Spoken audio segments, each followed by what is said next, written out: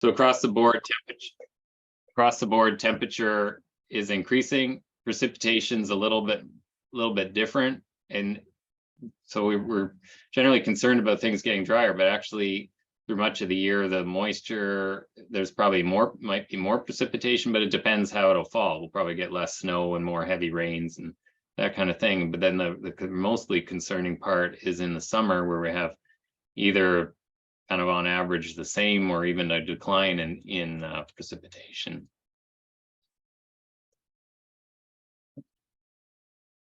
Next slide. There we go. So Megan, I think it was Megan, showed some of these types of figures with different projections based on different climate change scenarios. So really, regardless of which RCP you're looking at, there's an increase in temperature projected, increase in total precipitation to a smaller extent. But really to the end of the century, things are a little bit different, but kind of at least until the mid-century, they're all tracking about the same. So we know they're kind of going in the same direction. The metric that really highlighted the importance of some of these changes to us is climate moisture index, which is basically a balance between precipitation and evapotranspiration. And as it declines, it indicates increasing moisture stress. So here there's a very wide range of differences by the end of the century, but even just some small decreases, we're concerned, well, not really smaller, but like a 33% decrease is still by mid-century. So we're concerned about that and the ability of our forest to handle that going forward. This is another figure that you've probably seen before. This is just the seed wear, some of the output. So the purple dot there is where the PRF is. We often think about climate change as being kind of a north-south thing, or the future climate being what's to the south of us. But if you do some climate similarity mapping, it actually, the orange is what the future climate for the PRF is more likely to be. So that's actually west of Lake Michigan. So it's kind of this western and southern thing rather than just southern. So again, as we joined the network and started putting plans in motion, we became the 6th core network site. We're working with white pine leading forest based on where we're at and what's at the PRF.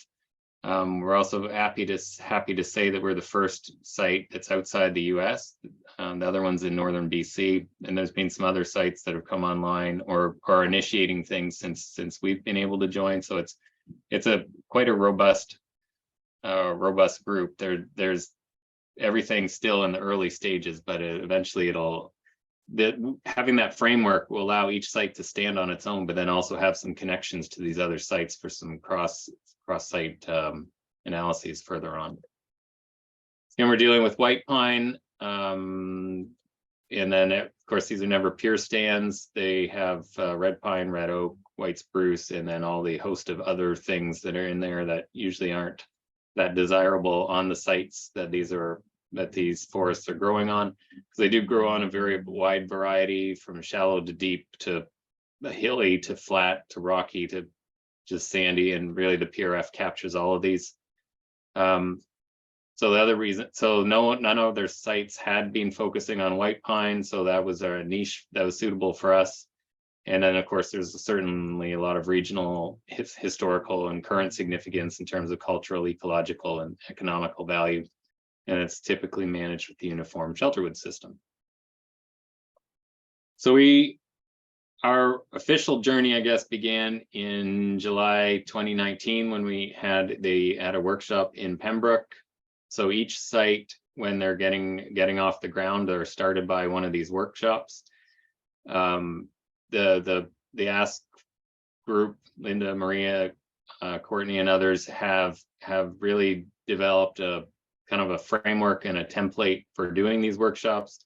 So the first day is typically a information sharing session, and then the next day and a half are when the actual treatments are hammered out by a smaller group. So we had good attendance, and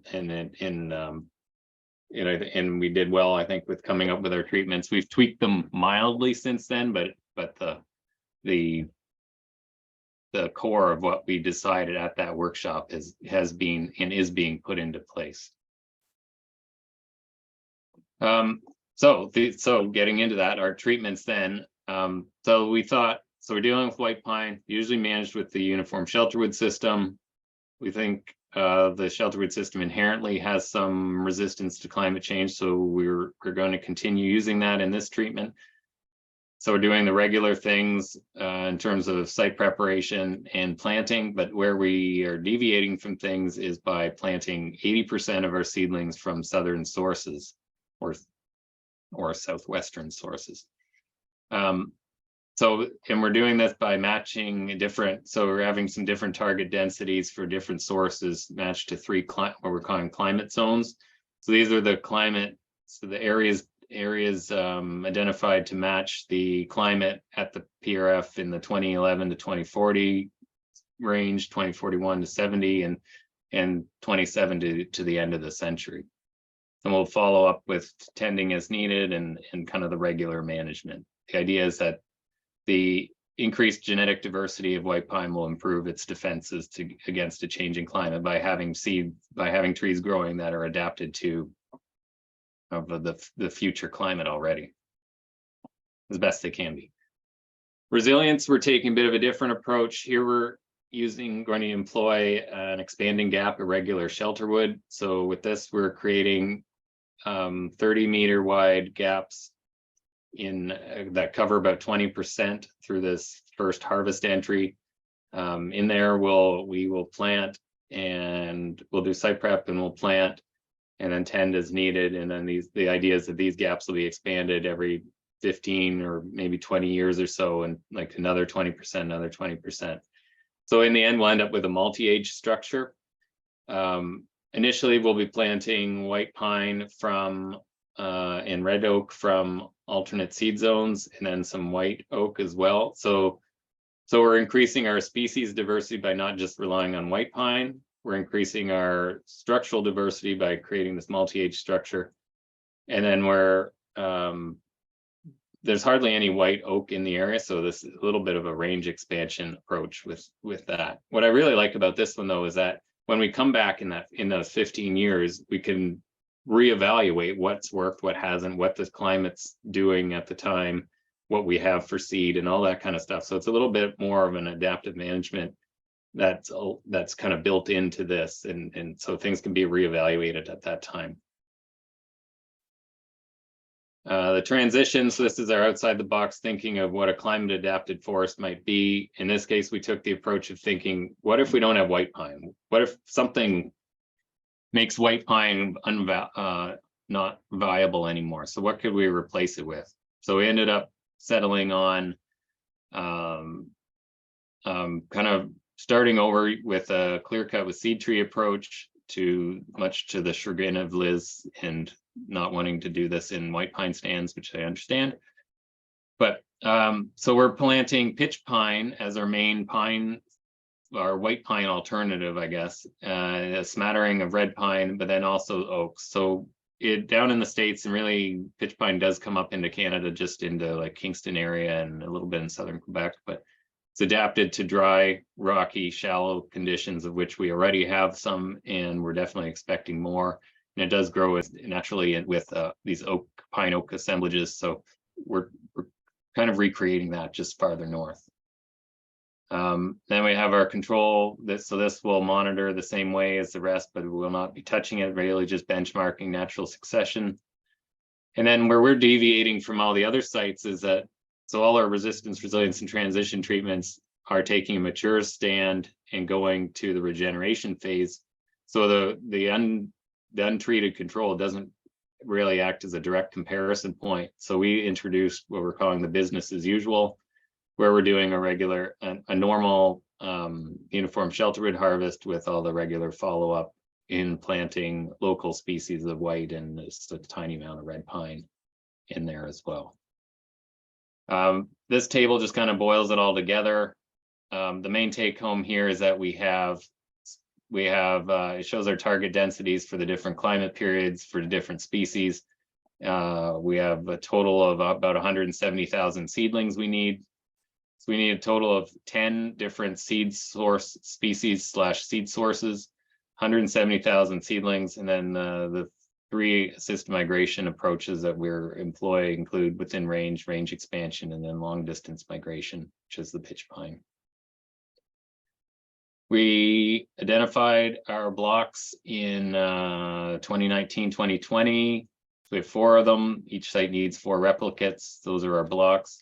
They each needs 7 treatment plots as a minimum in each. So we have a total of 168 because we have an extra treatment, plus we're doubling up because of the expanding gap or the gap, doing the gaps. We have this harvested and unharvested conditions. So we basically doubled our plots in the resilience treatment. Criteria is that the treatment areas be operationally sized, so it's not like just doing things on a small plot level and then right beside it you're doing a different treatment. It's working across larger areas. Each site has to have some minimum types of data that's collected: overstory, mid-story, ground layer, things like that. We've also added in sampling for coarse woody debris. We've had data loggers for soil moisture and temperature. We've done soil collections for carbon and nutrients. And we have some bird recorders and wildlife monitoring cameras through a collaboration with Environment Canada as well. This is the basic setup of the monitoring plots. They're 16.1 meter radius, they're 800 square meters. That really applies to the overstory portion. And then for the smaller sizes, we go to these smaller nested plots. Something we did, I think that's also unique to our site, is when we were allocating these plots to our treatment areas, we had pre-stratified our stands by topographic wetness index. So we broke that into 3 classes. We've made sure to allocate our plots to different topographic wetness index so that we span kind of the range of conditions. We also used merchantable basal area as a sort of a surrogate for productivity and stratified across that.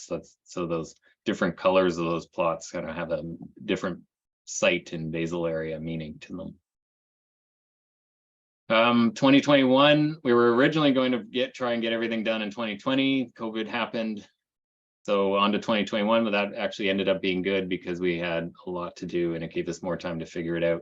But we had a good crew and we got all our pre-treatment data collection done. And then in the fall, we turned things over to Liz Cobb and her group at the PRF to get the harvesting done, and which they managed to get that through, it was through a contractor, but they supervised everything and made all the arrangements, and everything with that worked out really well. Basically, this is what our treatments look like fit into the framework. So the uniform shelter wood and resistance, that's one of our gaps in the resilience, and then the transition is the clear cut with seed tree. Last year, more operations continued. We didn't have any data collection other than like dealing with our data loggers and stuff and cameras. But we did have mechanical site preparation done to prepare for planting. So this was skidders with a rake that basically pushes the logging debris and some small residual stems into small piles and creates clear space for planting. And then a little bit of mineral soil exposure will help with natural regen. So seed sourcing, and we have 10 different combinations of species and sources that we need, and 170,000 seedlings in total. So we were worried about this from the early on for how to do this. So we wanted to guide our seed sourcing with some sort of standardized approach. So we knew early on we wanted to use the seedware model developed by Dan McKinney and his group, the CFS. And so to do this, we weren't familiar with it at all. We just knew it existed and that it was a good thing to use. So we contracted FGCA in 2000, and Melissa Spearing worked on this project and put together a report that had all our seedware runs, and then had a really good list of potential sources and suppliers for the seed we were going to need, plus some other species as well. These are just, so it's just the climate seedware runs, just indicating that the climate's kind of going down into the west. And then, so with that in hand, we still had to actually get our seed to grow seedlings. So instead of trying to become seed sourcing experts, we decided to turn back to the experts again, and with another contract to FGCA to locate, procure, and deliver the seed we needed for our project, plus some for operational needs at the PRF. We also worked with the National Tree Seed Center and got our pitch pine from them. Actually, and they're doing some seed testing, and then some of our extra seed will go to them as a trade to go into their seed bank. So this second contract was done over, I guess, just under a year. So we basically gave a number of seedlings we needed in those climate periods we were looking for them from, and so they collected or calculated the number of seed needed, the amount of seed needed to do that, and then bought some existing sources of white and red pine, arranged for some cone collections for some white and red pine, and so actually some pitch pine. That didn't end up being quite enough, so that's why we still had the seed from the National Tree Seed Center. But I think NTSC got the new cones that were collected.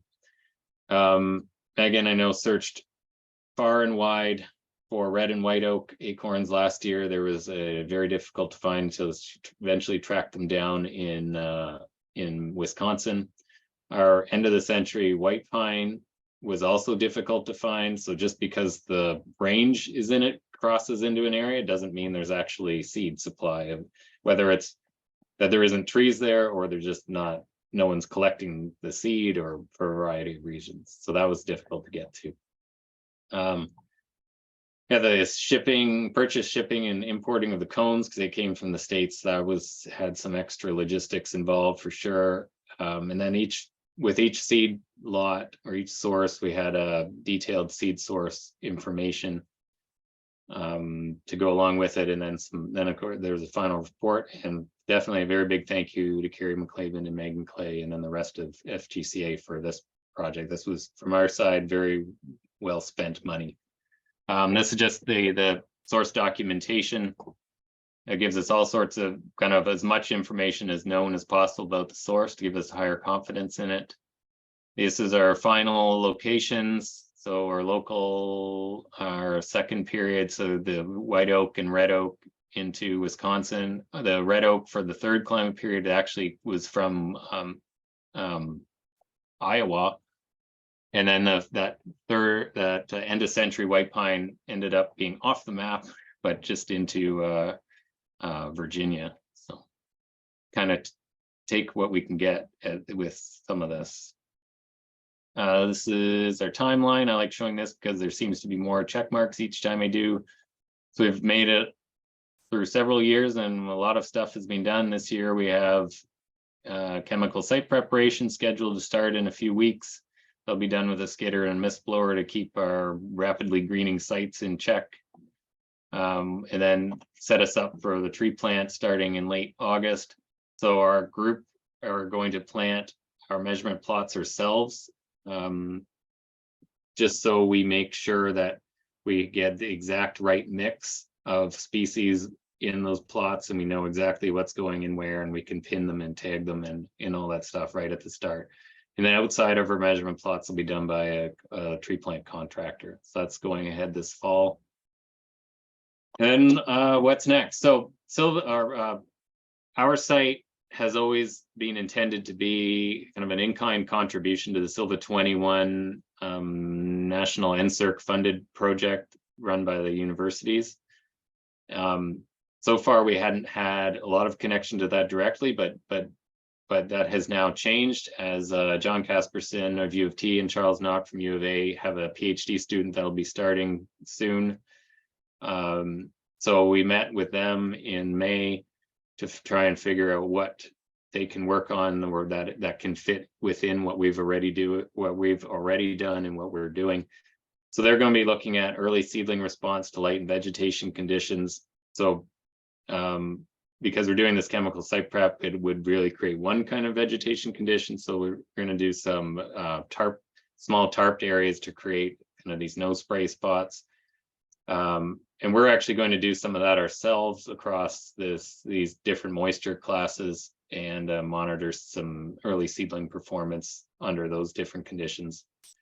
For the long term, we have our first full reassessment scheduled for next year. So all the treatments will be in place. And so we'll be doing the overstory, understory, coarse woody debris, all that kind of stuff, doing it again that we did before pre-harvest.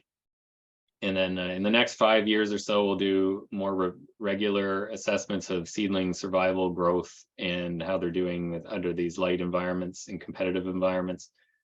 The full assessments will probably be on a 5-year schedule, at least for 10 or 15 years. And then by 2038 is when it seems like a long ways away now, and probably my last thing before retirement, but hopefully we'll be able to do our removal harvest, or not our removal harvest, our first expansion of the gaps at that time, and maybe a removal harvest in our shelter woods too. Collaboration, this was never intended to be something we take on entirely on our own. It was kind of the field of dreams idea, or forest of dreams in this case, of we'll set things up, take care of kind of the core parts of the measurements, but hopefully others will come and work on the project, whether it's now doing this early stuff that the PhD student will be doing, or they come in years from now too. So we do have some other collaborations with UNB, with Anthony Taylor's supposed to do some modeling there. And then Loic d'Orangeville, he has the Transex study. That's a big system migration trial, and we'll be putting our seedlings into that installation that's being set up at the PRF next spring. So we do have some connections, and we hope for a lot more over time. And that is about it. Thank you.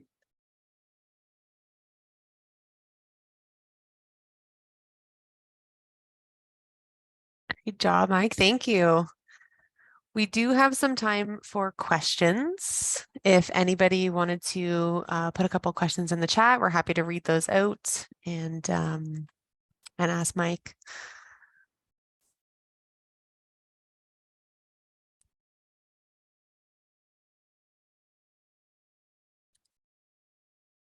It was very thorough. You were.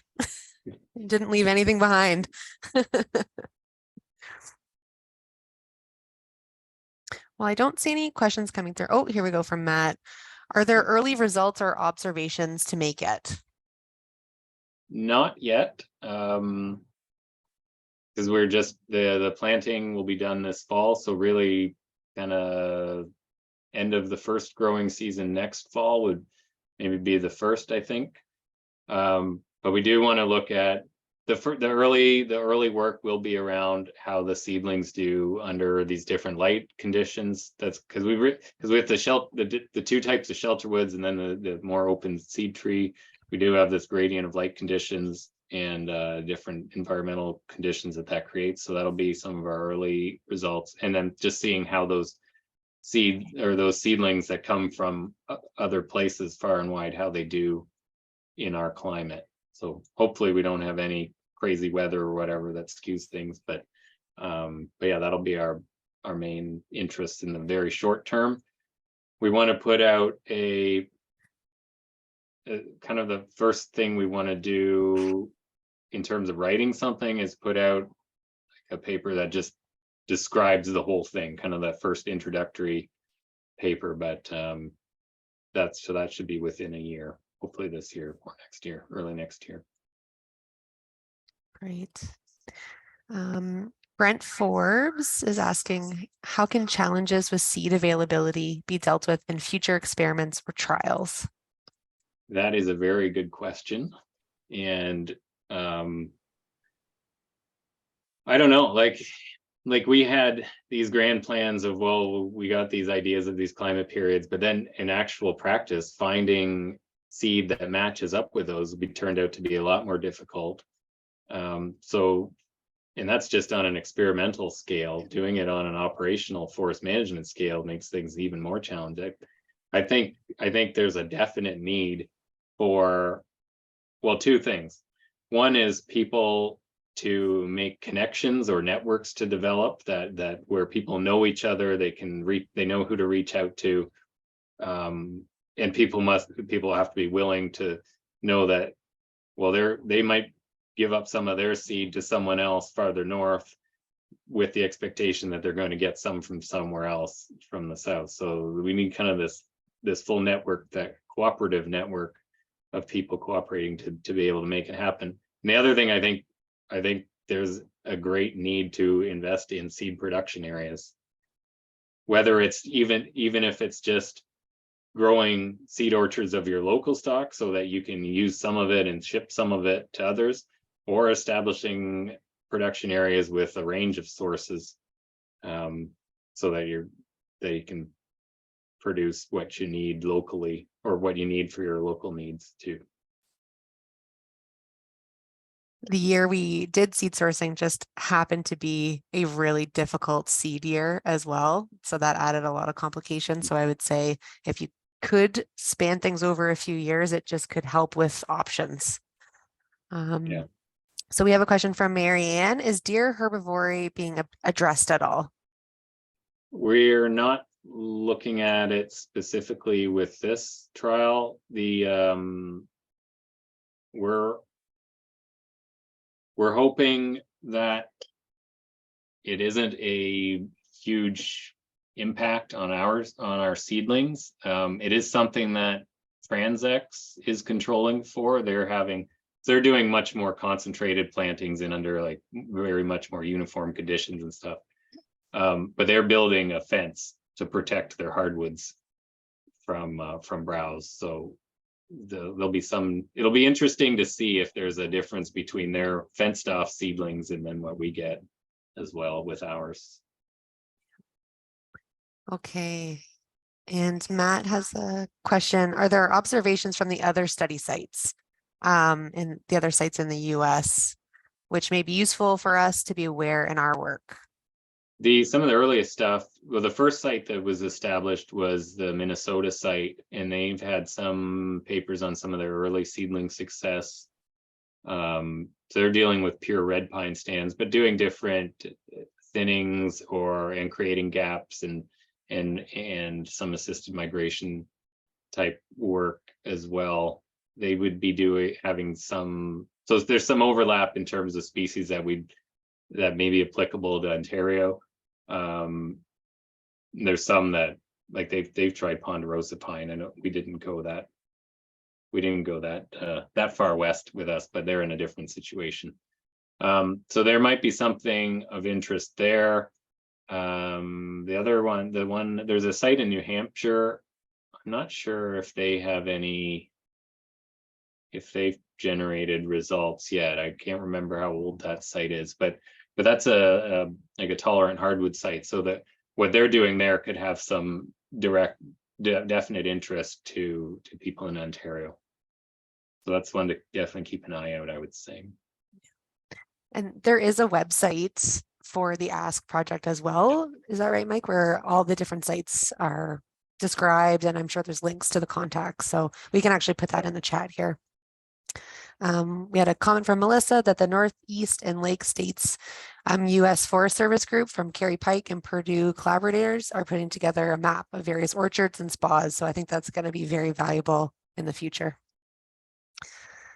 I think that was all the questions. So thank you so much, Mike. We really enjoyed your presentation and we appreciate you being here. No problem. Thank you.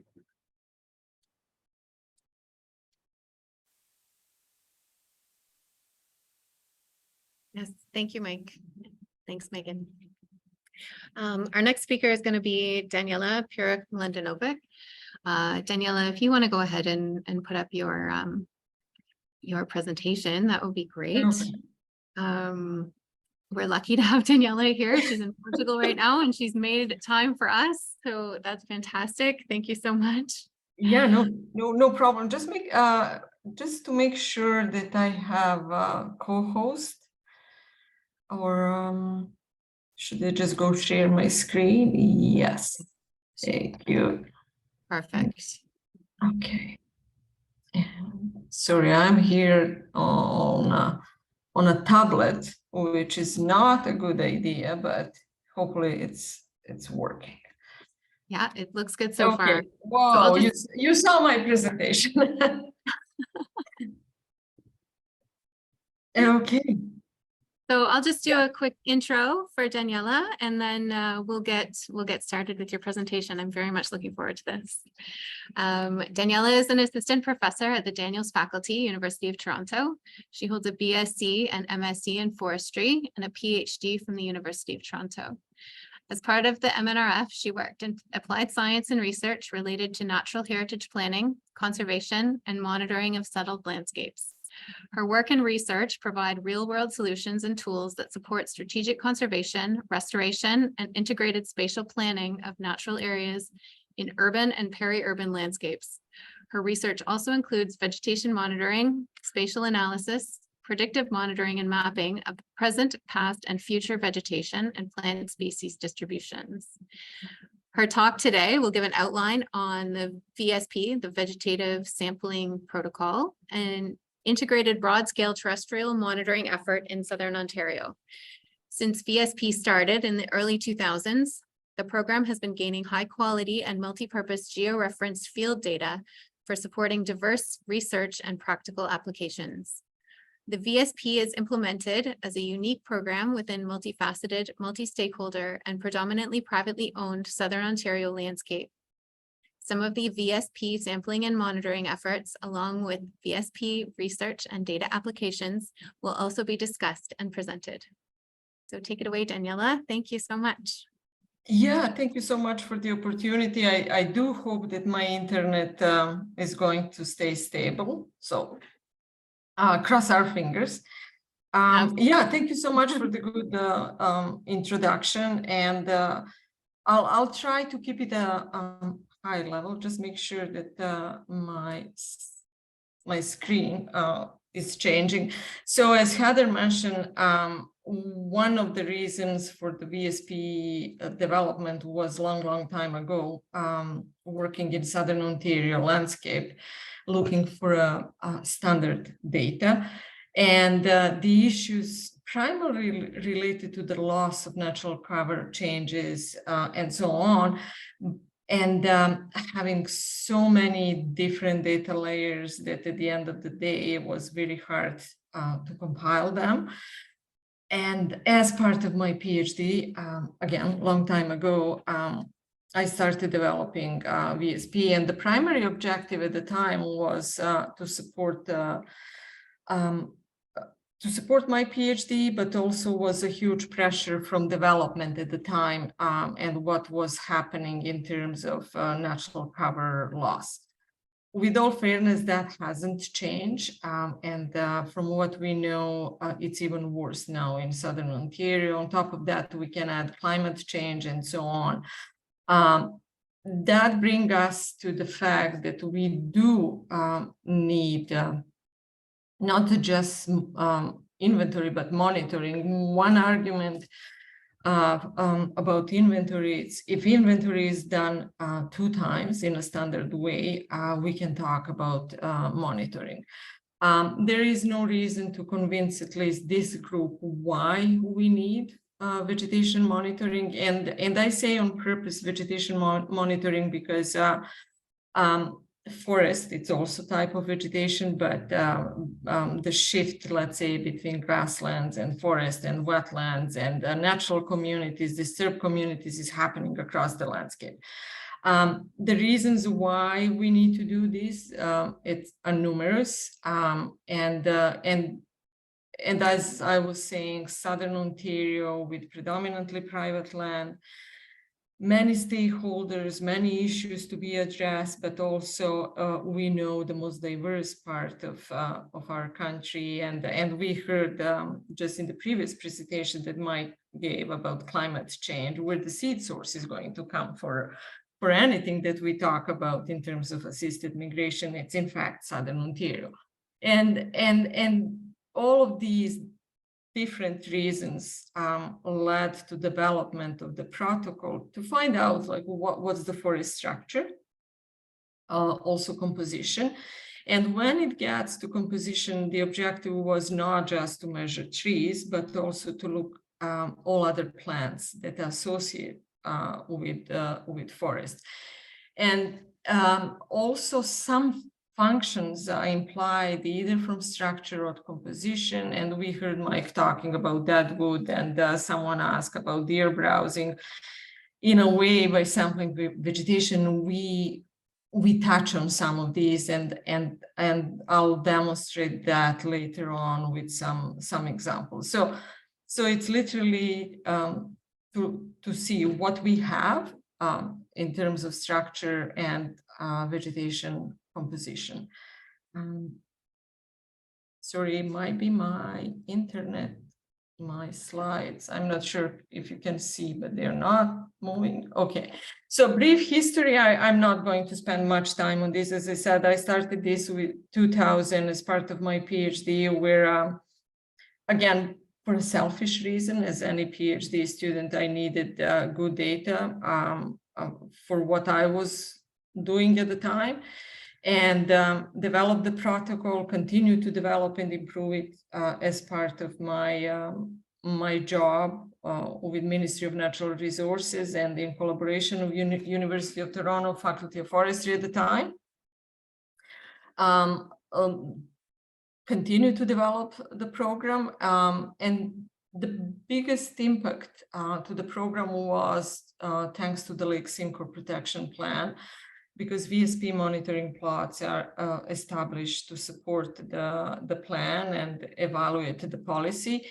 And from there on, the program has developed further, has been implemented across Southern Ontario, but also not just the protocol, but let's say at this point, we are in the phase where we have a monitoring portal for data entry.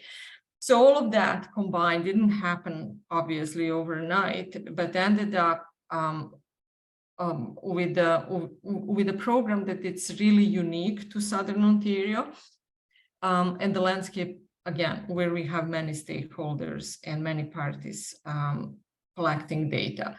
Something that has started as part of developing a protocol and sampling design ended up making the full closed circle, where beside the protocol, we have the training and sampling design. There is a sampling grid for the entire Southern Ontario.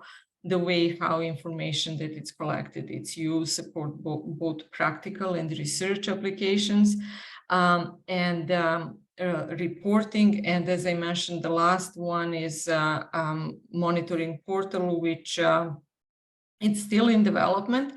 But the idea is that the portal itself will hopefully help us to do something that was not possible to be done, let's say, 10 years ago, where we had a very strict structure who is doing what.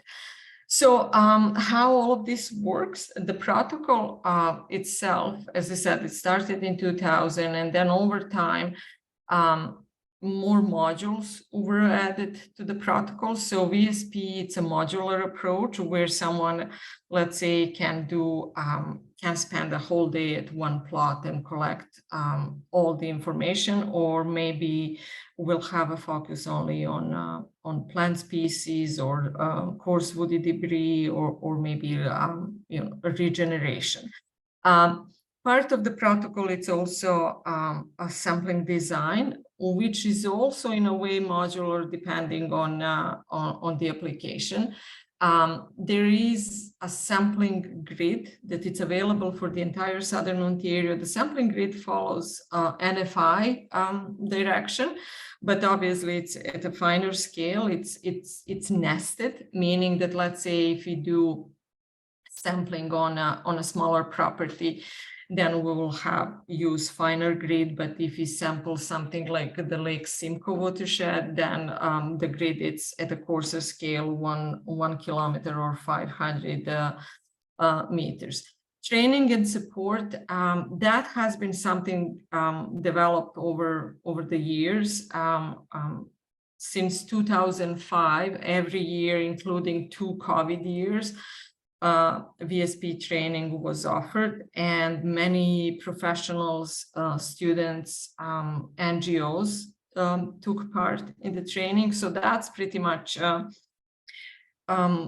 it developed, and this year we had our training up in U of T property, Jokers Hill, where we had for the first time students from Master of Forest Conservation, but also professionals.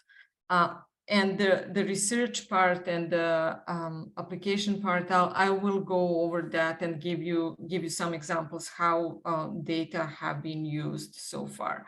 One example of the stratification grid, it's the grid and stratification use when we establish plots in the city of Toronto. We were looking at the core area and edge areas. I also heard Mike talking about topographic wetness index. That has been done in some areas, soils, or whenever we have some available information that can help us with sampling. And again, this is just Toronto example where we wanted to make sure that we have the balanced number of plots within these edge habitats and interior habitats, which was a good reason, because later on data have shown that natural cover quality is a little bit better in core areas, as expected. In terms of what we do and how we do it, it's a fixed area plot protocol. For forested vegetation, it's a 400 square meter plot. But let's say for grasslands or some more like alvar communities, the plot area can be smaller. All plots are geo-reference, and we use high accuracy GPS units, making sure that they are within sub-meter accuracy. Some of the plots are permanently marked on the landscape, and some of them are not, again, depending on the project and if our partners want to do that or no. The point of with this sampling approach was that we should be able to use this information at the landscape level. A good example is Lake Simcoe watershed or other areas where we done sampling, but also it could be a town or protected area. Or I work with the Canadian Wildlife Service, where we are establishing plots on their properties in Southern Ontario, in some of the parks and protected areas owned by the province as well. It could be done by stand or property. If we need, we can look at the vegetation type and so on. So really making sure that flexibility in terms of how information is used and how either monitoring or inventory is done allows us to be prepared for the future needs and data use.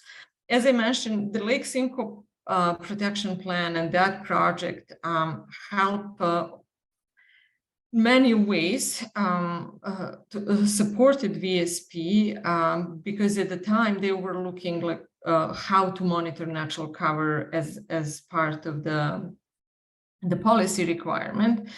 And for that one, there were a few years where we were first figuring out how to do sampling design, but also landowner contact and sampling on private land was a huge undertaking. So from 422 permanent plots, majority of them on private land, which required all landowner communication and so on.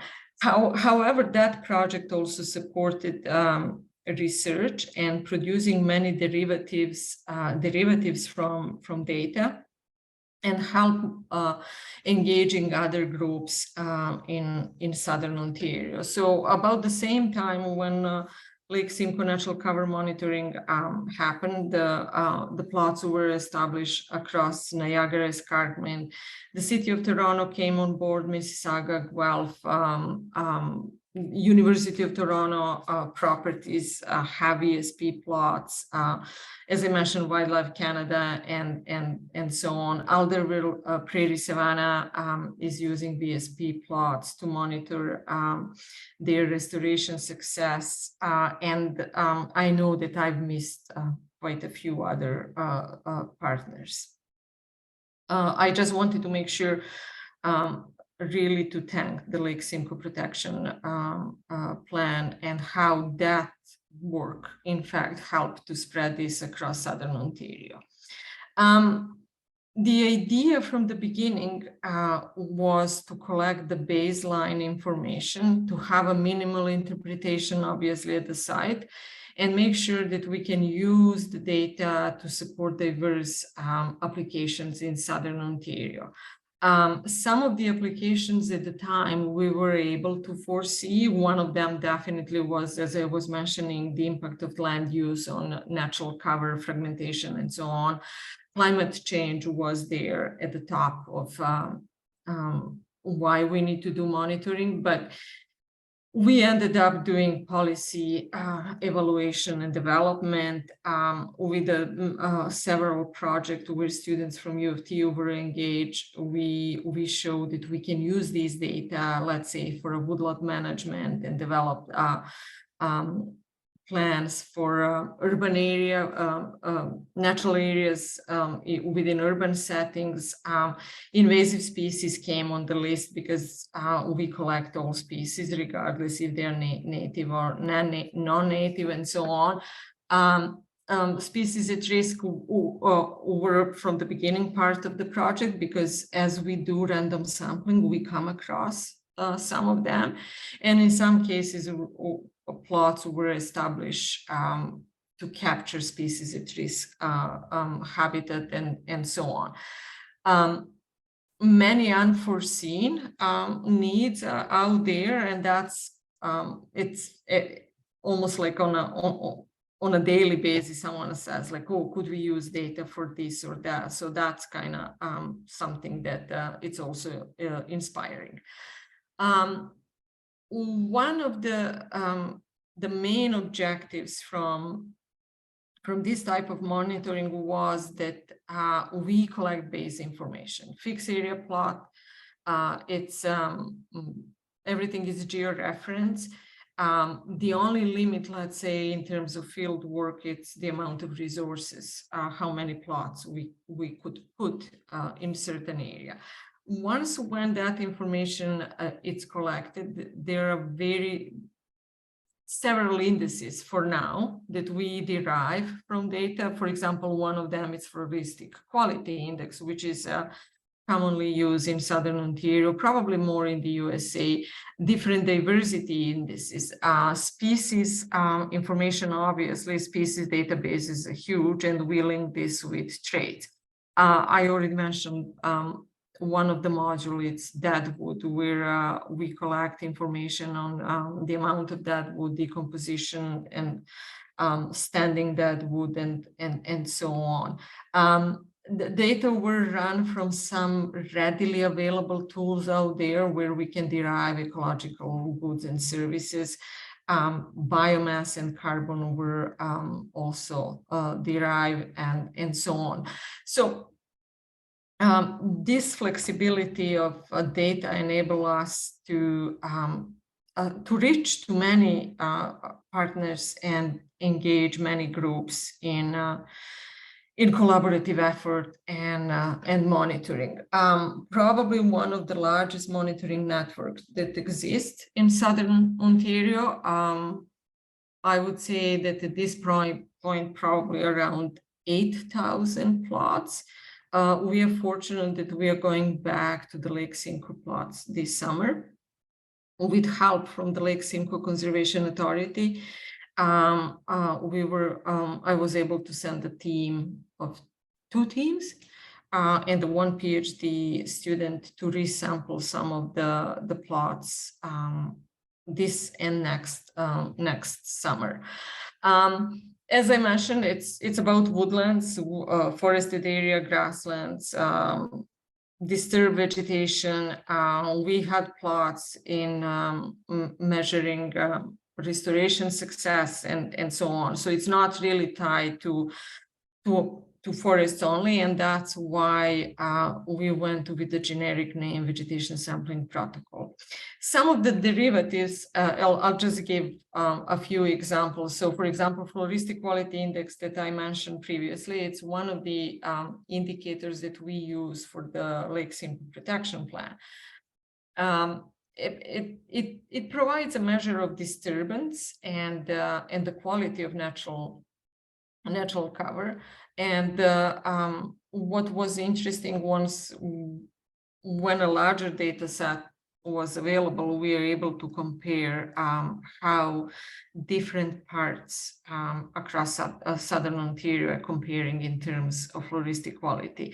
One thing about floristic quality is that the huge driver of the index are in fact ground vegetation, which is often neglected when we sample in traditional forest sampling. One of my Master of Science students completed her thesis looking at the floristic quality index and how sensitive is the index to disturbances, and if that is something that we can use to as an indicator to compare how natural vegetation cover is changing over time. And her thesis, has proven that yeah, we're on a good track. And with her work, we were able to show that often what's perceived as floristic quality index, it's something that it's just applied across, let's say, forests, regardless of successional stage.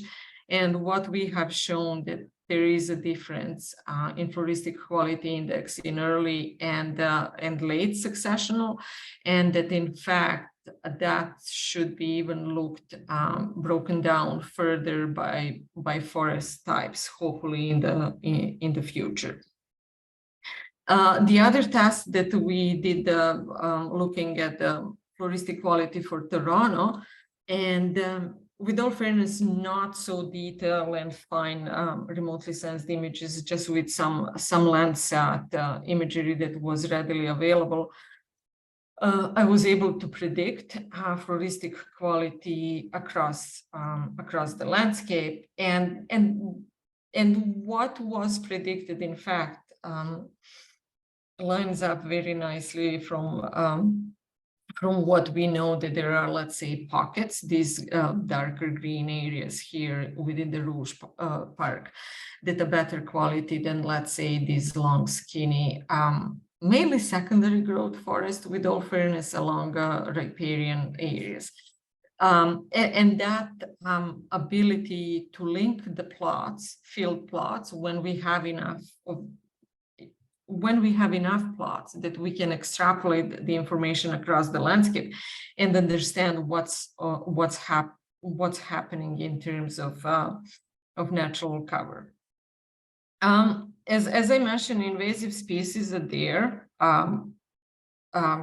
We get excited when we find a plot where there are no native species, and just some examples from what we found for the Lake Simcoe watershed. 70% of sites have at least one invasive plant.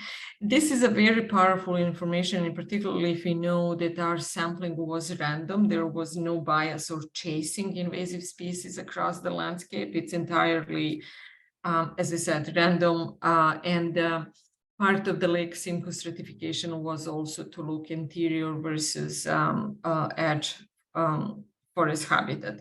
Unfortunately, at 62% of sites, we came across European buckthorn, but again, this is a random sampling, and it does show that we have profilation of the invasive species quite a bit across the landscape, which is, in a way, we know that's not new, but having that evidence, it's hopefully tell us that we should be doing something about that. So, for example, no surprise again that any urban areas where we have plots, we find lots of invasive species, and many of them that we do not find in other parts of the landscape.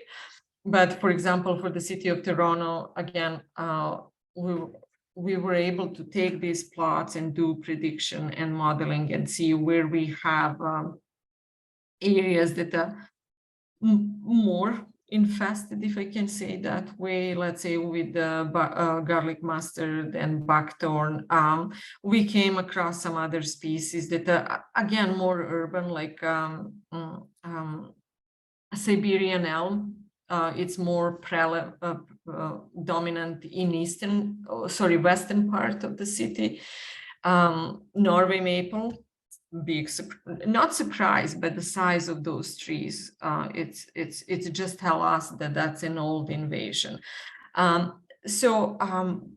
Being very strict about georeference plots and making sure that they really have precise geographic coordinates, it's very valuable, because even if you don't do it modeling immediately, we are able to link field and field data with remotely sensing information, and then understand where to go, and hopefully groups like the city of Toronto, or let's say city of Kitchener, can utilize something like this to define where is their management priority on the landscape.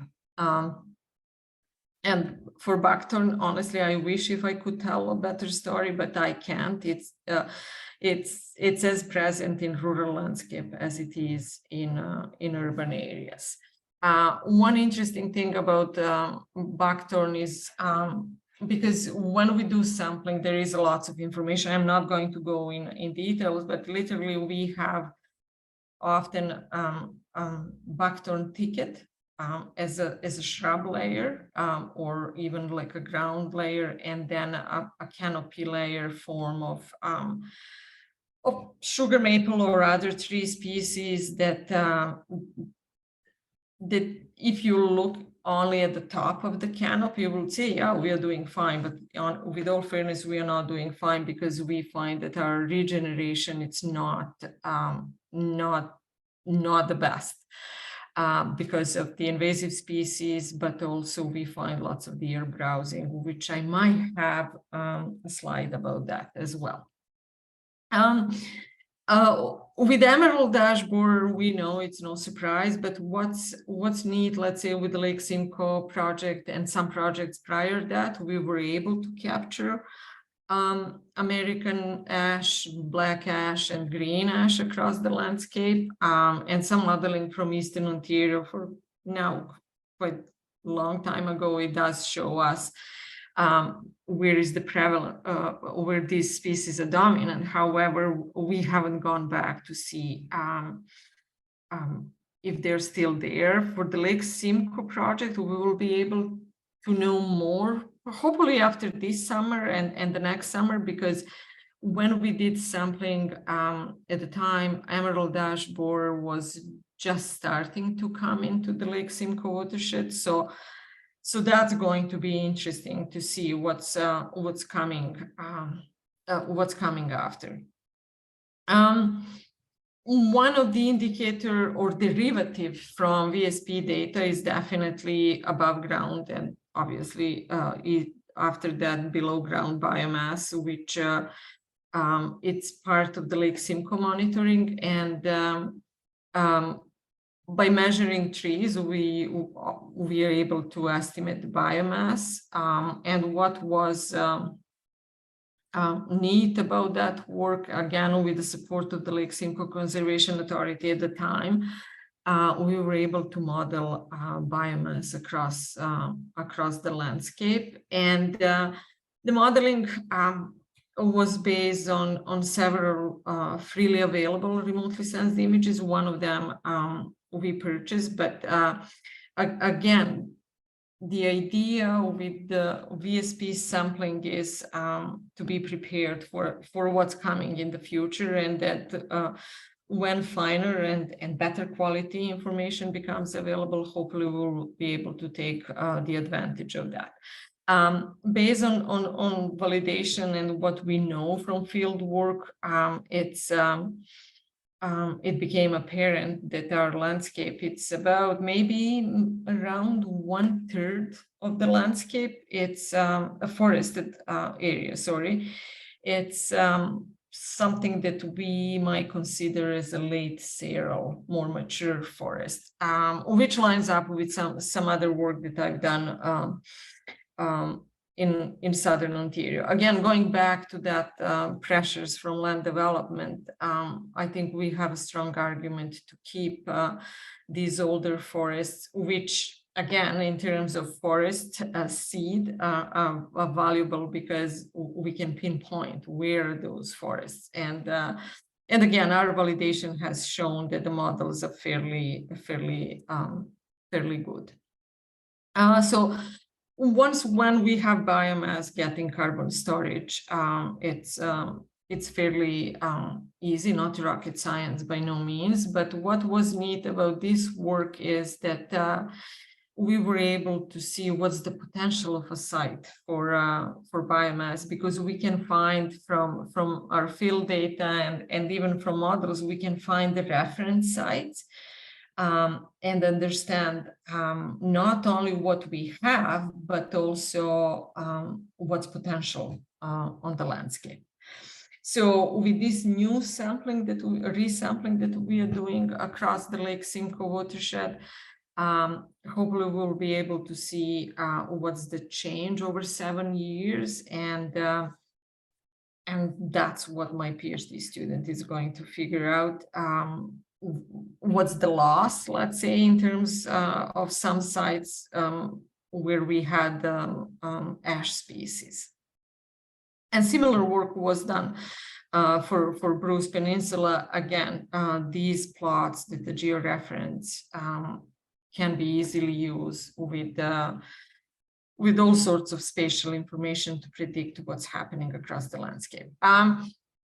As I was mentioning, the Lake Simcoe monitoring project, because the policy for the Lake Simcoe protection plan has one key word that it says that 40% of high quality natural cover has to remain within the watershed. That high quality, obviously, it's a policy wording, which for the first time sounded right, that someone was thinking not only about how much we have across the landscape, but also about the quality of natural cover. In some other papers or literature, some will say, integrity of natural cover. We know that all of these a little bit can be defined in many different ways. What we try to do to develop high quality index based on several criteria. One of them is floristic quality, biomass, and a few others. Using that high quality for the city of Toronto, this was just a test. We were able to model and develop a model of high quality across Toronto natural areas. Similar as what we were saying for high quality, this makes sense to be done by successional stages, early, mid, and late successional. And that's the next phase where we'll be looking and saying, this is what's high quality for late sterile forest, what's high quality for early successional forest, because now based on the work that and VSP data, as I mentioned, we know that around 1/3 of our forest cover, it's probably never was clear. I would say probably even less than that. We have quite a bit of the secondary growth forest across the landscape. So it's not meaningful to put all of these forests into the same group and compare them. One thing that, for example, when we were working in the Lake Simcoe watershed, we were comparing quality, and in particular floristic quality of well-managed pine plantations with the secondary growth forest. And there was almost no difference between the two, which is a good sign that the well-managed plantations can have the quality of the secondary growth forest. Also, what we find that many of the forests that, let's say, in terms of trees, they're very similar, but we find the lack of ground plants probably better indicator what's happening in our forest, because many of the seeds are carried by insects and ants. So looking at the whole floristic quality to get a good picture about our vegetation, it's very important. Other examples how data has been used with the vegetation simulator, we were able to put the plots in some of those models and see what's happening if, let's say, a certain patch is managed, or maybe there are no silvicultural practices. The roadblock in using a vegetation simulator was that it doesn't include buckthorn, and buckthorn, it's a huge component of many of our patches in Southern Ontario. So yeah, maybe they will fix that in the future. Looking at invasive species within urban areas, for example, with the city of Kitchener, one of the student projects was looking at where the priorities in terms of management. First, understanding where we have infestation of buckthorn, and the one that you see on screen, the red one, it's environmentally sensitive area. And then we have some pockets where there is not much buckthorn. So it's really a management decision where to go first, which one has higher priority, to keep the one that has no buckthorn or to go to these infested areas. With the city of Guelph, similar as with the Lake Simcoe, we were able to capture ash decline before EAB damage, and that area it's covered with ash because city of Guelph, it's established on agricultural land, and interestingly enough, many of these areas were more wet, swampy forests. So there was quite a bit of green and black ash. Hopefully we'll be able to go back at some point there and see what's happening. One thing, what we see from our field work, and that's something that I've been talking to the forest gene conservation, it's black ash. With our sampling, we definitely capture black ash swamp, and knowing that elm is gone from many of these, and black ash it's gone. It will be interesting to see where there is black ash regeneration, and if there are any trees that have survived. And again, the sampling that we do, it's a random sampling, so there is that ability to use data in a more confident way, that we were not specifically chasing just, let's say, wet side. With the sampling often, not so much in rural, but more in urban areas, it's amazing what we come across, even remnants of like a former vegetable gardens that used to exist in Toronto, and now in the middle of the forest, we find a patch of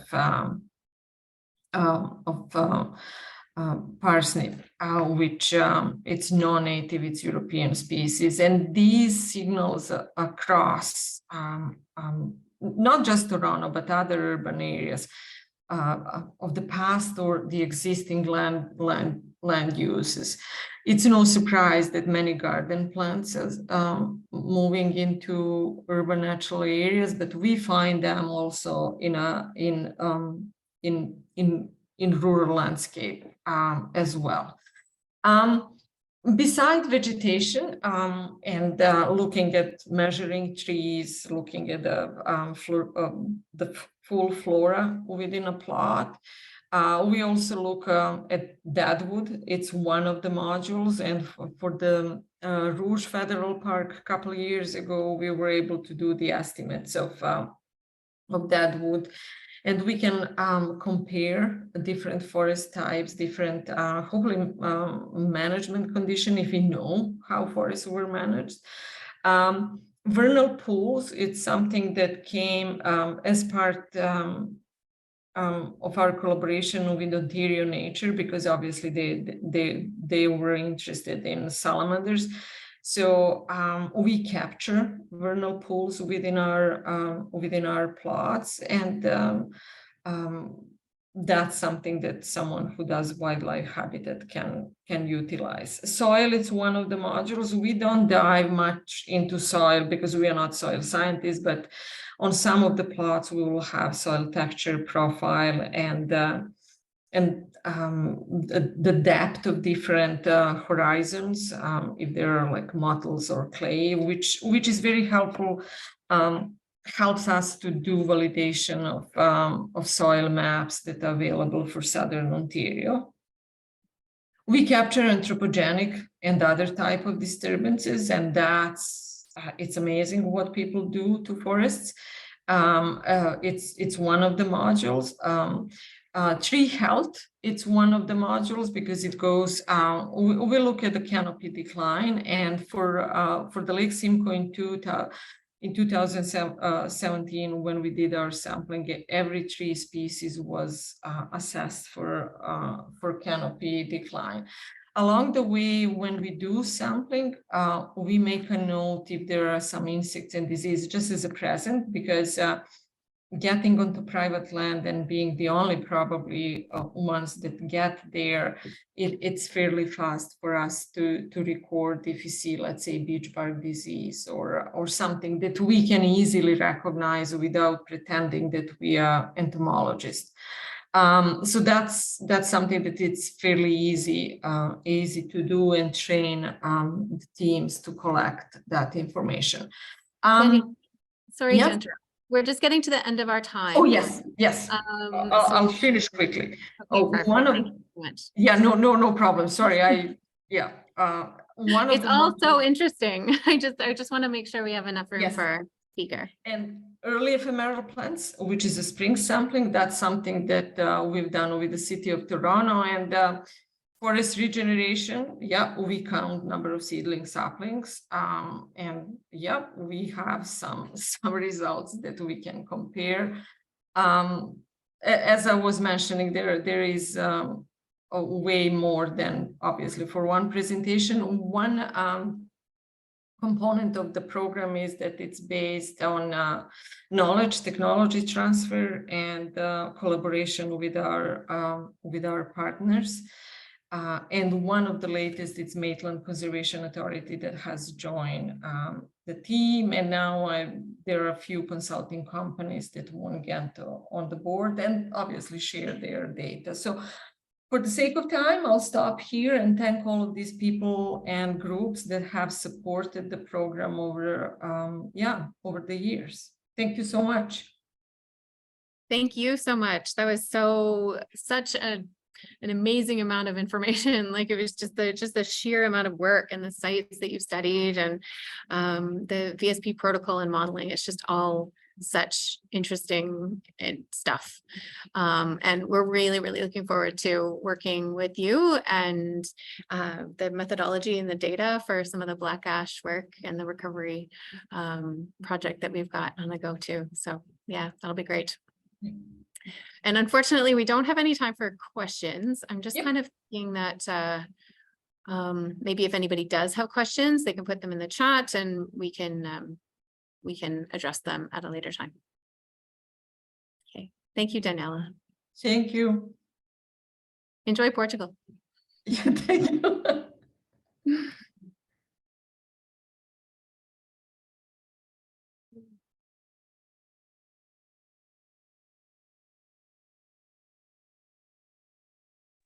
Okay, so we're just getting on to our next speaker here.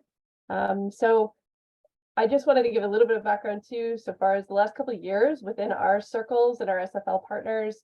We've had discussions about what life would be like without herbicides in forest management in Ontario, and understanding that Quebec has sort of had to already adapt their management for this exact challenge. We wanted to kind of look towards what had been done in Quebec and some work there. And thankfully, we were connected with our next speaker, who's Nelson Thiffault. So Dr. Nelson Thiffault graduated in forestry from University Laval as well as his PhD from the same institution. For 15 years, he served as a research scientist at the Quebec Ministry of Forests, focusing on conifer regeneration and exploring herbicide alternatives for vegetation management. In September 2017, Dr. Thiffault joined the Canadian Wood Fibre Centre of Natural Resources Canada, pursuing research in silviculture and regeneration establishment.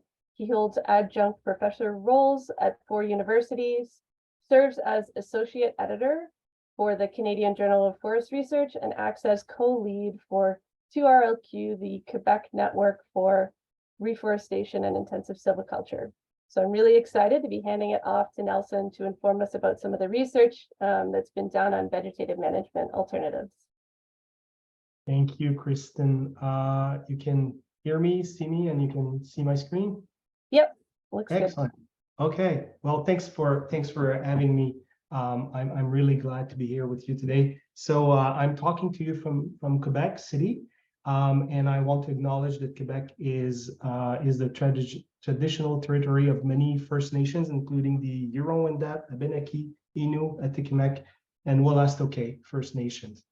So I was asked to talk about the development of vegetation management alternatives to chemical herbicides, and I plan on doing that mostly based on my research experience on that topic. So what I want to do is first cover a few very basic concepts that you probably already all know about, but just to make sure that we're all on the same page.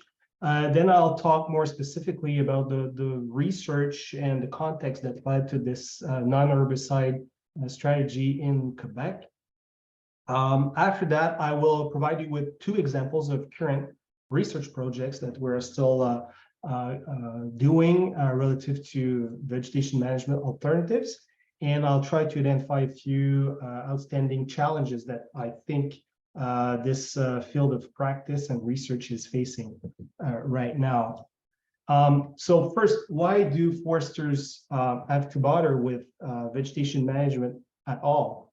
Well, it all comes down to this fundamental type of interaction that occurs between all living organisms that is called competition. So competition is, well, there are a few definitions of that concept, but basically what it means is that as soon as you have more than one organism living in a given environment, well, the individuals will have a tendency of wanting to use the same resources at the same time to survive and grow.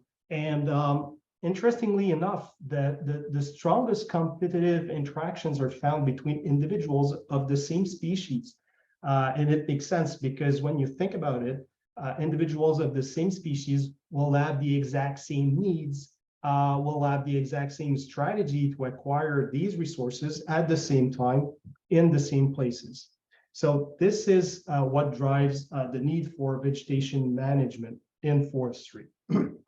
So what happens after a major disturbance, such as harvesting or natural disturbance, such as wildfires, as we witness these days, is that there are major changes in the amount of available resources in the understory, including for regenerating trees, both naturally established or those that are planted following the disturbance.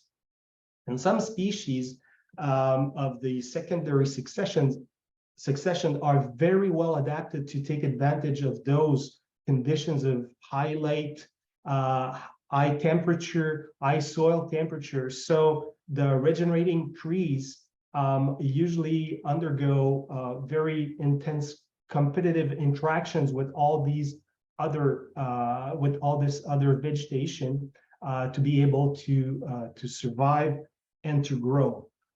So when we think about forest vegetation management, usually the first thing that comes to mind are release treatments of some sorts. So there are some regenerating trees, there are some competing vegetation that compete for these for the resources with those trees. So we think about how do we release the competitive pressure on those trees. But what I want to point out here is that this is just one small part of what forest vegetation management is about. We call that the corrective loop. But vegetation management, in fact, includes what can be called a preventive loop. So given that some silviculture treatments have created a favorable environment for companion species, and that probably threatens the achievement of the management objectives of a given stand or a given forest land, foresters can also think about how silviculture practices can be modified to avoid creating these conditions in the first place. So we can think about different variants of harvesting approaches, maintaining a permanent cover, different site preparation treatments, or thinning treatments, and anything that could avoid creating those favorable environments and avoiding having to go through that corrective loop of release treatments. So I wanted to make that point clear because vegetation management is not only about releasing growing conifers from competing vegetation. So forest vegetation management can be done using a long list of different tools. And when I think about it, I think, in fact, of my basement. I have a small workshop where I like to go, and I do have a lot of tools, for example, just to cut a piece of wood. Last time I count, I think I have like 16 or 17 different types of saw.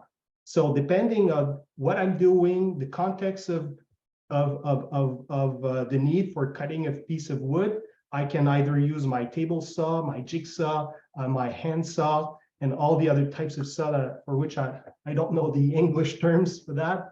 But anyway, just that to say, each of these tools have advantages and disadvantages and can be used in different contexts. So the same is true for vegetation management treatments. And here I just illustrate a few of them.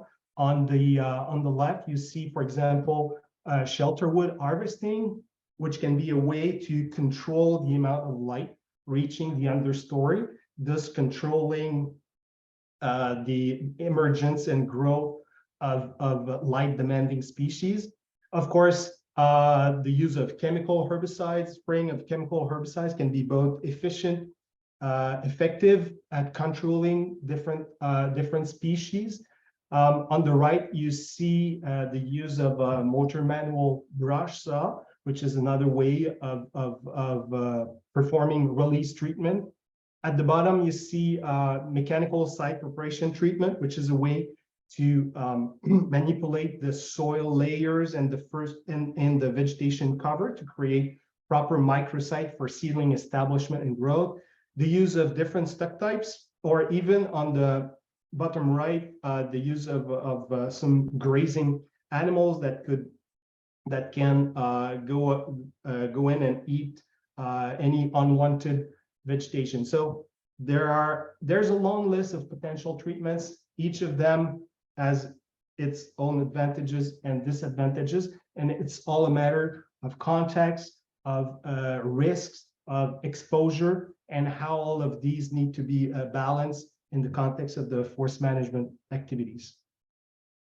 So more specifically in Quebec, here's a very short version of a very long and complex story. So I started the story in 1980, which was about the start of the first formal aerial spraying program in Quebec. So plantations that have started to be established on an industrial level in Quebec by that time.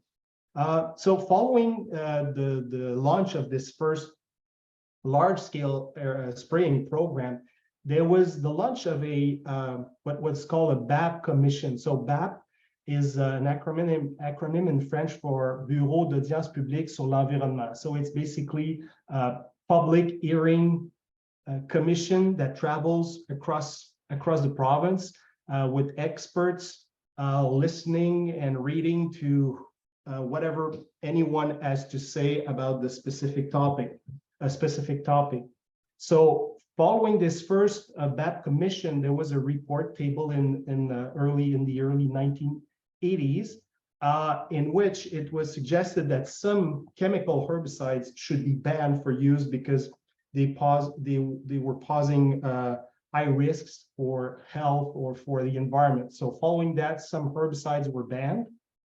And then spraying continued, but solely using glyphosate-based herbicides.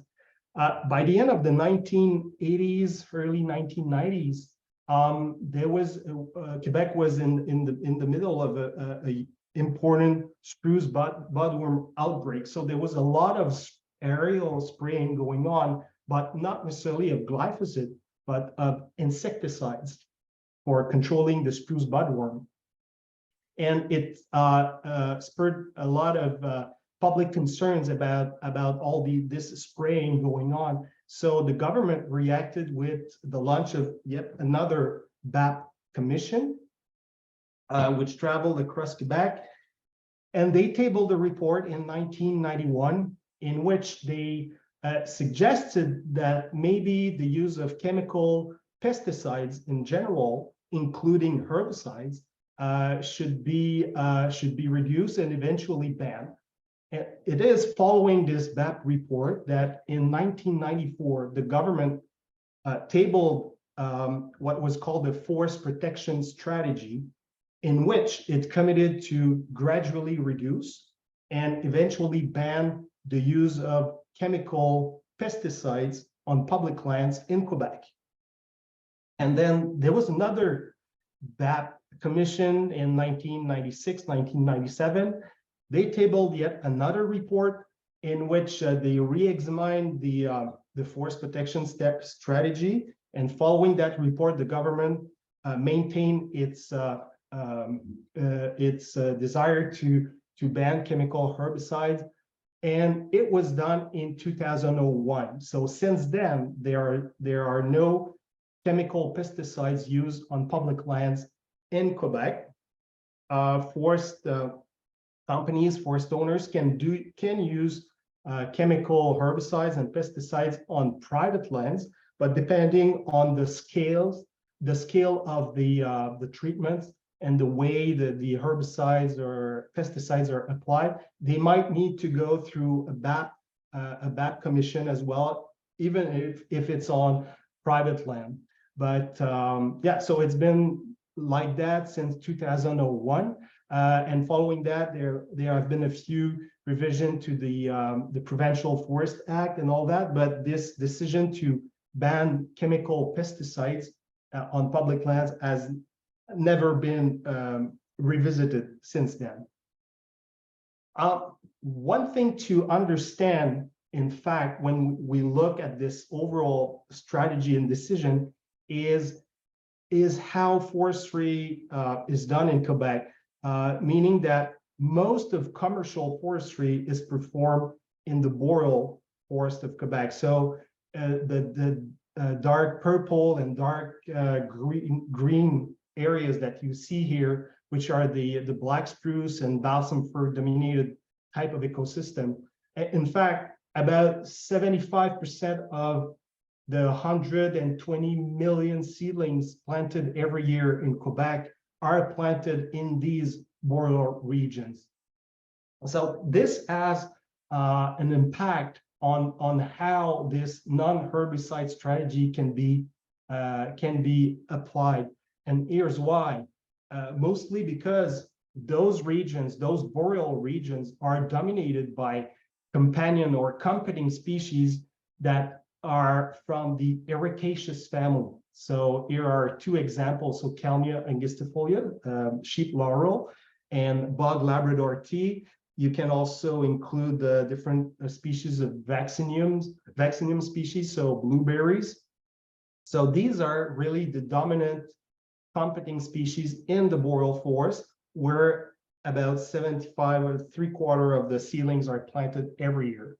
So this means that the non-herbicide strategy for managing those plantations has to be adapted to these conditions. So over the years, we've conducted a lot of research in these ecosystems, given their economic and ecological importance. We've studied notably the use of mechanical meaning of dealing with competing vegetation in this environment, including mechanical site preparation. So here's one example among many others where we studied how the use of mechanical site prep, in that case disc trenching, can be used to create a proper microsite for seedling establishment and growth over the years.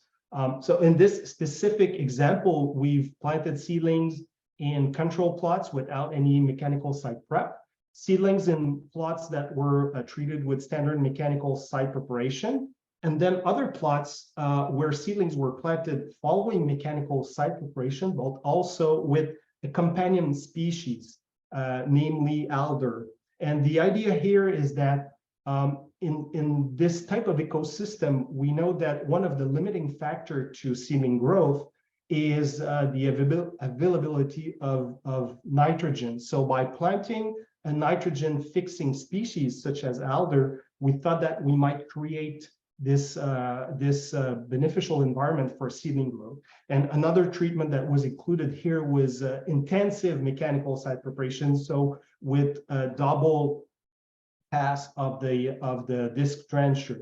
After 2 years, and then again after 6 years, we've published papers and demonstrated that planting seedlings in a standard mechanical site prep plot with alder as a companion species is equivalent to performing very intensive mechanical site prep. So there are some facilitation processes going on between the conifers and the alder. I think this is one good demonstration that it's possible to establish plantations in boreal context without the need to use chemical herbicides, and even using some ecological knowledge to promote seedling growth. As I said, we've conducted many studies in those ecosystems, and on the left you have one example. This one is from an experiment in Newfoundland, and I think that I don't need to point out which plots were planted following site preparation and which plot were planted without any mechanical site prep. It's quite obvious. In this study, we've planted the jack pine, black spruce, and tamarack larch. One interesting thing in this experiment, for which we published results after 15 and then after was it 20 or 25 years, was that it also included an herbicide treatment. And after 2 decades, there were no difference between using mechanical site prep or using chemical herbicide application, showing that, again, using an alternative to chemical herbicides can be a good way of establishing plantations in those ecosystems. We have not only focused on planted seedling growth in those experiments For example, in this one, we've looked at the impact of mechanical site preparation on ericaceous shrub cover and morphology. So these results are after 18 years. So 18 years following treatment, we've demonstrated for 2 regions in Quebec, Abitibi, which is in northwestern Quebec, and Côte-Nord, which is in northeastern Quebec, that mechanical site prep significantly reduced the total ericaceous shrub cover, even 18 years after treatment. It also reduces some rhizome growth in those plants, even still going on 18 years after treatment. And in Côte-Nord, in fact, we also measured that the ericaceous shrubs growing in the scarified plots had a lower specific rhizome mass than the ericaceous shrub growing in the control plots. So again, a demonstration that by using a mechanical mean, we can promote conifer seedling establishment and growth, reduce the competitive pressure on those seedlings by controlling the competing vegetation without getting rid of the competing vegetation, which, by the way, can be very important species for different reasons. We can think of the economic value of blueberries, or the cultural value that some of these species might have. For example, Labrador tea leaves are used by First Nations for different medicinal uses. So this is one of those examples where we can achieve multiple objectives using the right treatment at the right place. In southern Quebec now, it's quite a different story, because there are growing some other competing species that are not competing, not so much for nutrients, but more for light. So we can think of red raspberry, we can think of pin cherry and other shrubs, other light demanding shrubs and tree species. So a lot of studies have been carried out in these ecosystems to find some alternatives that could work in these environments. One of them involved this idea of using larger stock size at the time of planting, based on this hypothesis that a larger seedling stock has a higher competitive potential than a standard or smaller seedling stock size. So, for example, this experiment was established in southern Quebec on different sites in the early 1990s, and included standard size seedlings, and then what we call PFD, or large stock seedlings, so plants de forte dimension, and then 2 what I call here super-sized seedlings. So you can see seedlings produced in containers of 700 cubic centimeters and even 1 liter container. So those are not seedlings that you would use on an operational basis, but the idea here was to see if there was a limit to the advantage of using larger and larger seedlings. So a few papers were published following these studies, including these ones, in which we've shown 8 years after the plantation in 3 different environments. So on the left, you have plots without any vegetation. So these are plots where we've controlled all the competing vegetation for the entire duration of the study. So the idea here is not to create an operational environment, but really to create an environment in which the seedlings can express their full growth potential. And what we've seen in those plots is that the larger seedling stock types increase their size differences with the smaller stock sizes. So showing that they have a higher growth potential than the smaller stocks. However, there's a limit to the gain that we get from using larger and larger seedling. And you see that by the plateau from the 340 cc upward. On the right, you see seedlings planted in a no-release environment. So these are seedlings that were planted in plots that were left alone for the entire duration of the study. So here we were able to see again that the larger seedling stock were more competitive than the smaller seedling stock. So again, they increased the size difference that they had with the small stock size over the years. But in the middle, and this is the interesting part, we have seedlings that were released using mechanical release with motor manual brush saws. And what we see is that the difference between the standard stock size and the large stock seedling increased compared to the no release situation. So it means that there's an interaction here. It means that the large stock size are better equipped to respond to the release treatment than the smaller stock size. Over the years, we've also compared different ways of growing large stock seedlings. So for example, bare root versus large containerized seedlings. Here's an example of those results. The containerized seedlings here are represented by the circles, and the bare roots are the triangles. Basically, there was no difference between the container and the bare root, so we can forget about this treatment. What is interesting though, if you look at year 11, which represent the DBH, so the diameter at breast height of those seedlings after 11 growing season, you have the green dots at the top. So these are seedlings that have grown in these open conditions for 11 years. So these seedlings were in plots where we controlled all the competing vegetation for the entire duration of the study. Again, it's not an operational treatment. It's just so we can see what's the maximum growth that we can achieve with those specific stock types. So this represents our 100% productivity. If you look at the orange dots, you have seedlings that have grown with competition for the entire duration of the study. And what you see here is that we lose more than half of the potential productivity when nothing is done, showing the importance of doing some vegetation management treatments. And the blue dots, they represent seedlings that were released using a mechanical brush saw after the third or during the third growing season.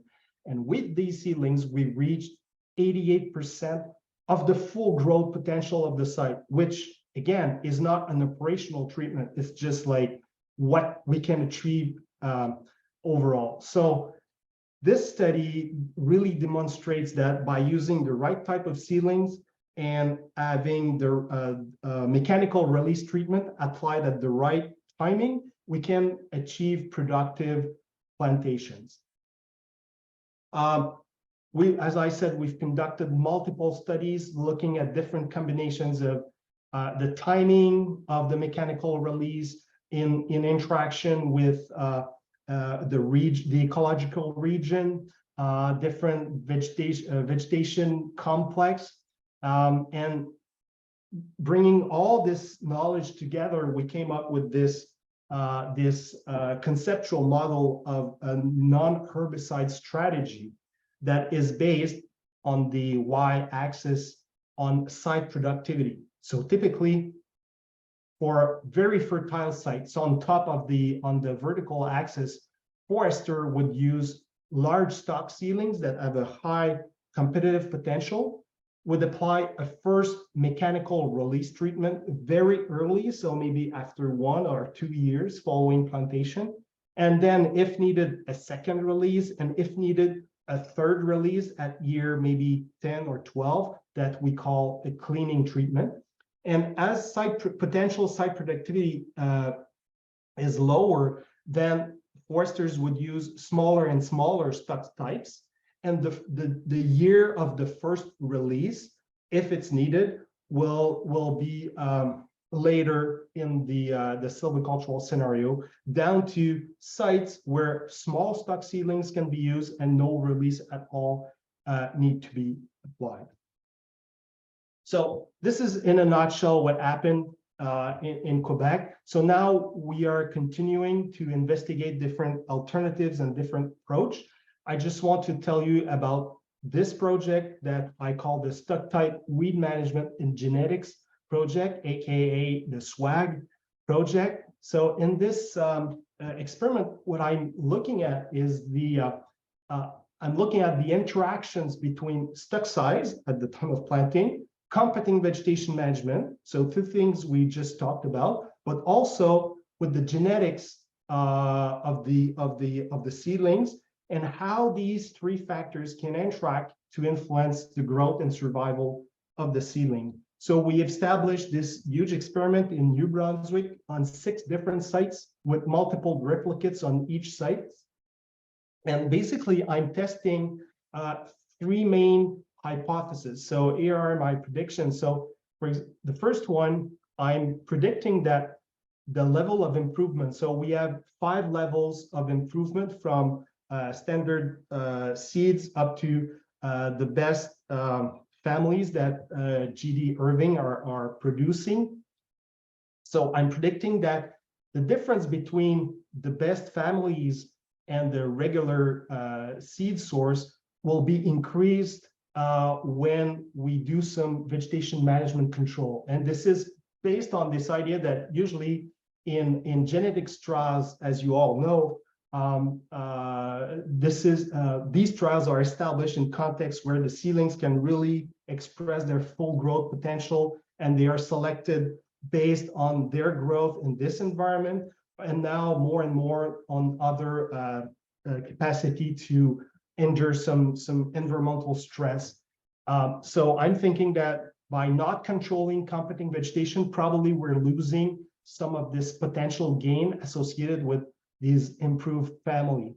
The second, sorry for that, the second prediction is between initial seedling size and vegetation management. So based on our previous research, I'm expecting that as we are using bigger and bigger seedlings, probably the gain of using these bigger seedlings compared to standard size seedling will be better expressed when the seedlings are growing with competition compared to conditions where all the competing vegetation is controlled. So this is basically why we would be using larger seedlings, so they can compete with competing vegetation better than the smaller seedlings.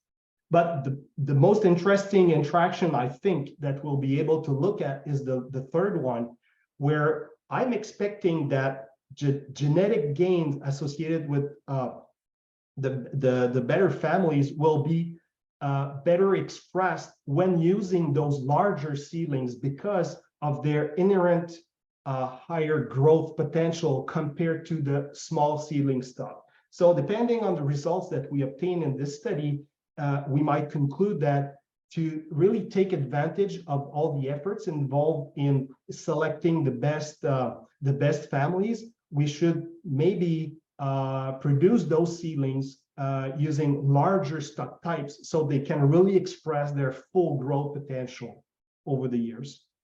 And I'll finish with a second example of research projects going on, and this one is conducted in collaboration with First Nations in northeastern Ontario, with whom we are collaborating to develop decision-making tools to support vegetation management decision, that would include their traditional ecological knowledge of the land. So the first output of this collaborative project was the publication of this ecological framework in which we've represented different vegetation complex of interest in northeastern Ontario on this grid that shows the soil nutrient regime and soil moisture regime. And we think that we can use this edatope, because this is how it is called. We can use this grid, this edatope, to identify where alternatives to chemical herbicides have the most chances of being effective, and maybe using also this edatope to identify sensitive sites that should be protected for some cultural reasons or other reasons deemed important by our First Nations partners. So first step was to publish that, and now this summer we are starting to test this tool with our partners in Northeastern Ontario. Last slide. So I think that going on, vegetation management will still be important, but we now need to think about vegetation management not only to promote a few species growth over time, but really think about vegetation management as a way to reduce the stress of the planted seedlings in the face of global change. Vegetation management will need to take into account the potential invasion of forest ecosystem by exotic species or native species. The presenter before me was talking about buckthorn. This is a very important issue, notably in southwestern Quebec, where it's glossy buckthorn invading forest ecosystems. How we can better integrate ecological knowledge in vegetation management treatments, such as niche complementarity or facilitation process, to get away from herbicides while maintaining multiple ecosystem services. And lastly, better integrating transdisciplinarity. So integrating social science with forestry science and seeing how, for example, remote sensing could help us to identify where treatments should be applied. And so we can do precision silviculture rather than having a blanket approach to vegetation management. So I thank you very much for your attention. And if we have a few minutes, I'll be happy to answer questions that you might have. Thank you. Thank you so much for that. That was very interesting and fascinating to see all the kind of diversity of that work and sort of different layered approach and management based on, you know, productivity of the site, that sort of thing. I think that's really interesting and fascinating. Heather, do we have some time? I know we're at 2 and technically we said we were going to finish at 2, but do we have a bit of time for questions? I think so. I think, you know, those who need to leave can head off. But for those of you that would like to stay and maybe have some questions for Nelson, then I think, yeah, absolutely. We can spend 5 or 10 minutes to go through some questions. Thank you. That was excellent. Thanks, merci. I have maybe a bit of a question to start off, because I know, especially one of the big ones, competition here for folks is red maple. Did you have a lot of red maple in some of the trial sites and things? Yeah, that's one very aggressive species, stump sprouts. So yeah, all studies conducted in southeastern Quebec in the region that we call the Bas-Saint-Laurent. Red maple is one very important species, and mechanical release using brush saws can take down the red maple for a few years. But when there's red maple on site, there's absolutely a need to go back and do a second and maybe even a third treatment on such site. So yeah, we've looked at how, for example, mechanical site prep could be used to either or get rid of red maple, but it doesn't really work. In fact, in some cases, it just makes things worse. And there are a couple of species like that. So there's no easy solution for red maple in that context. Yeah. I had a question too. You showed for the different size seedlings, you showed a correlation between an increase or that plateau of the diameter. Did you also notice any trends with overall survival of the different sizes and seedlings?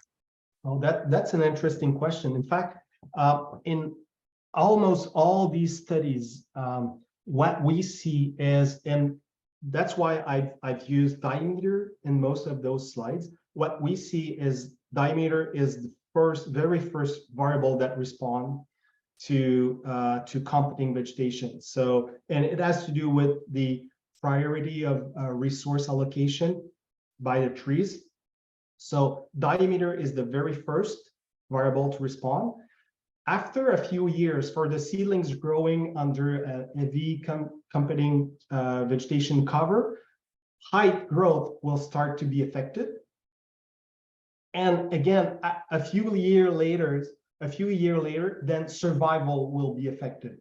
So survival is certainly not a good variable to look at to evaluate if there's a competition problem, because most seedlings, whatever the stock size, most seedling will survive. And here I'm not talking about browsing, because of course I'm seeing that, for example, in New Brunswick, small seedlings get browsed. Well, the moose just go there and they take a bite and there's nothing left. But notwithstanding browsing, survival is not a good indicator of competition pressure. It's first diameter, then height, and eventually survival.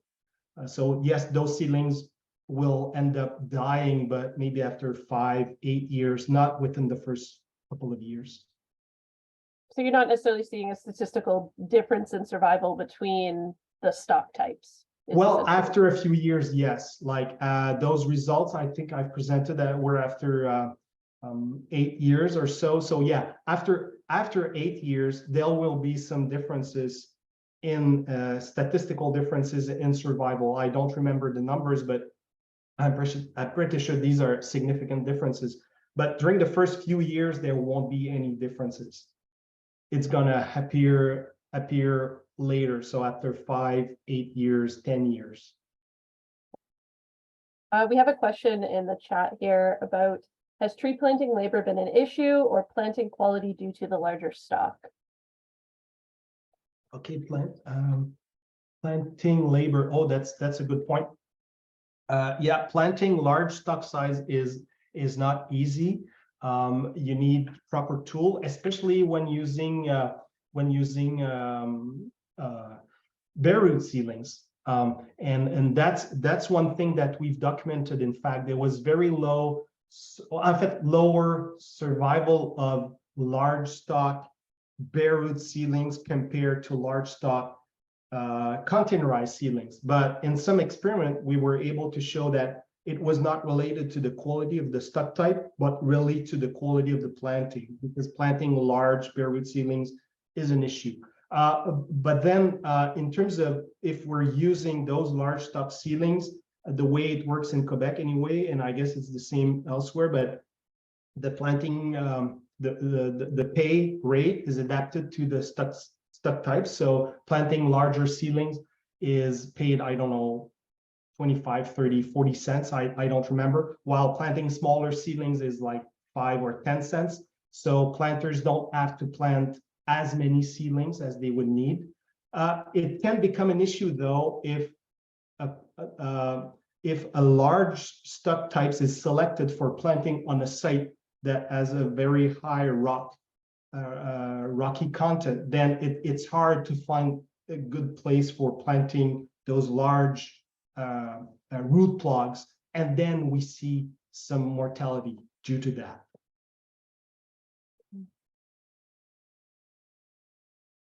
Is there potentially any sort of adjustment to sort of kind of trees per hectare planted, depending on stock size, that might sort of help like balance out the additional cost? Not necessarily. So the planting density is based on what they call the level of silviculture intensity. So it varies, but it can be around 18,000 something, but it would not be higher or lower because they are planting a smaller or a larger stock types. So overall, the government pays for all the silviculture on public lands in Quebec. So overall, they take into account that, well, reforesting this specific stand will cost X $1,000, whereas another one would cost less or more, depending on stock types and all that, and the number of expected release treatments. And I just see a question here about cost comparisons to chemical spray. Personally, I've never really done that. There are some very good papers though in the Forestry Chronicle in 2011. This entire issue is open access. In 2011, in the Forestry Chronicle, we did a special issue on vegetation management, and there are some very good papers looking at the economics of different vegetation management strategies. So if you want to know more about that, I would suggest you go to this special issue of the Forestry Chronicle in 2011. But personally, I never look at those aspects.